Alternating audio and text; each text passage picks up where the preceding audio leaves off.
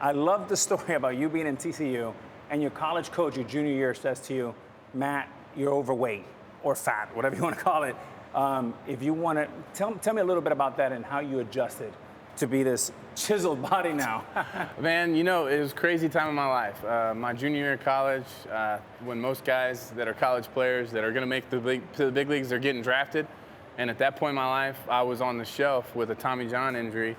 And I was an overweight, out of shape, just kind of a bad-bodied position player, the furthest thing you can think of from a prospect. And my head coach at TCU called me in the office that day, Jim Schlossnagle, and we had a long heart-to-heart talk. And in that moment, he basically told me that if I wanted to be the best player that I could be and the guy that he thought he recruited when he first brought me over there, that I was going to have to make some changes. And you know, part of that was, you know, getting in the weight room, getting out there working, and you know, changing some of the eating habits that I had, and it started that day.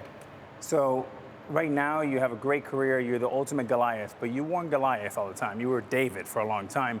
Take me to when you were 23 years old, fifth-year senior at TCU, 13-round draft pick, $1,000 signing bonus. What were you thinking then, and did you think that you can be a big leaguer now?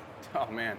I'll tell you what, and when I walked off the field, my last game at TCU, I'll never forget it. We were in the Super Regionals playing the University of Texas. And when that game ended, I thought I just played baseball for the last time. Honest to God, I really thought that was the last time I'd ever put a jersey on.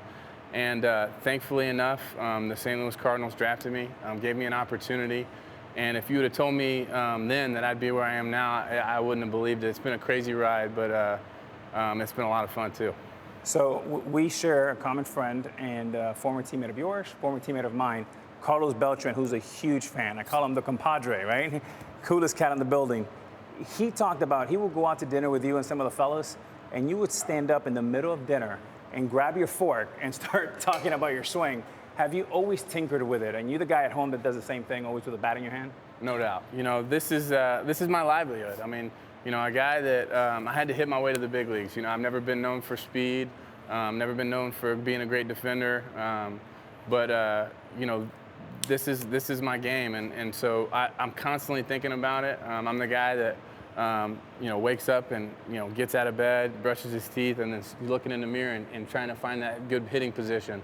And guys like Carlos used to wear me out for it, all in fun, but you know, certainly, I mean, there were times where we'd be at dinner and I'm grabbing, you know, the fork off the table and starting to, you know, work on the swing. So, but Carlos, one of my favorite guys of all time. So, are you a guy that likes to get to the stadium early? 1, 2, 3? What's Usually, once noon hits, I'm hopping in the car headed this way. Okay, so take me to noon in April.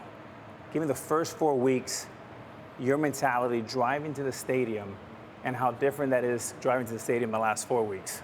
Man, you know, there's nothing worse when you struggle in this game. I mean, you hear it from all ends. You know, you got family members texting you, hang in there, friends, you know, telling you to keep grinding, keep pushing, which a lot of times they're obviously doing that because they care about you, but a lot of times it can add more pressure. And when you're supposed to be, you know, being a big part of a team and helping your team win, and when you're not able to do that, it can be extremely daunting at times. And you know, there were definitely moments where the confidence was really low, and you know, it makes it tough to go to the ballpark with every day. But one thing that I feel like I did a good job is I never let it get out of hand to where it would affect me once I went out there. I'd be lying to you if it didn't have, you know, days where, you know, I would be a little down headed into the stadium, but I'd find a way to mentally switch that so that I could go out there and focus on the process and not get too wrapped up in the results. In those dark days where you can't buy a hit, you're hitting the ball right, they're catching it, umpire squeezing you a little bit,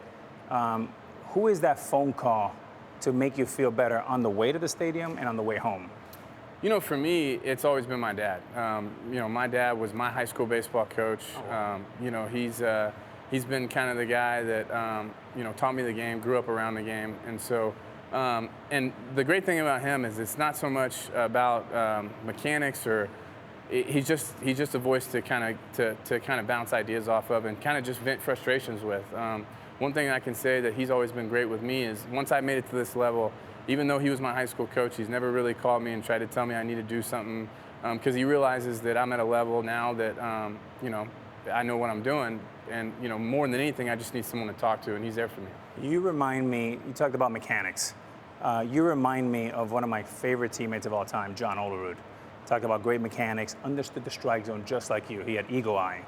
And eagle eye means that you have great discipline at the plate. But for you, it seems like you've always been a guy that gets the ball in the air really nicely. You stalled out of the gates a little bit, hitting the ball, getting on top of it.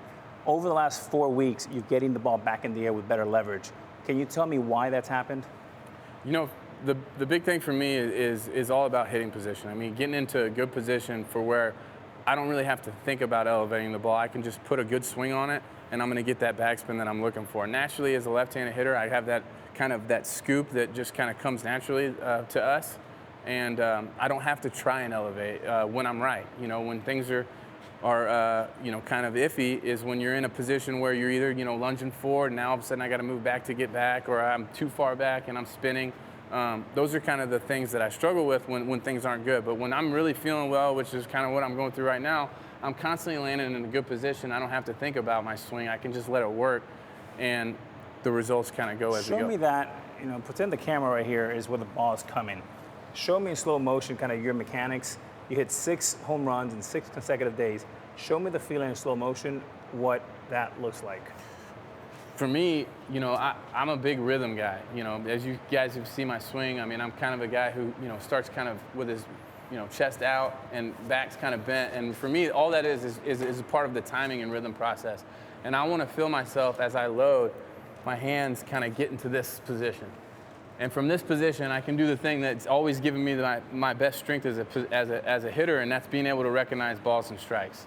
When I'm really going well, I can get in this position and I can recognize, you know, almost right out of the hand, whether this ball is going to be something I can swing at or whether it's going to be something I need to take. And then from that point, if I'm landing in this position and in a good spot to launch my swing, I don't have to think of anything else after that. I can just see where the pitch is and take my barrel right to it. 2 more questions for me. So, I understand you're a little bit of a gardener. I brought some I love salsa it. too. I can't wait to taste it. Maybe there's a comeback in me somewhere. So the sauce.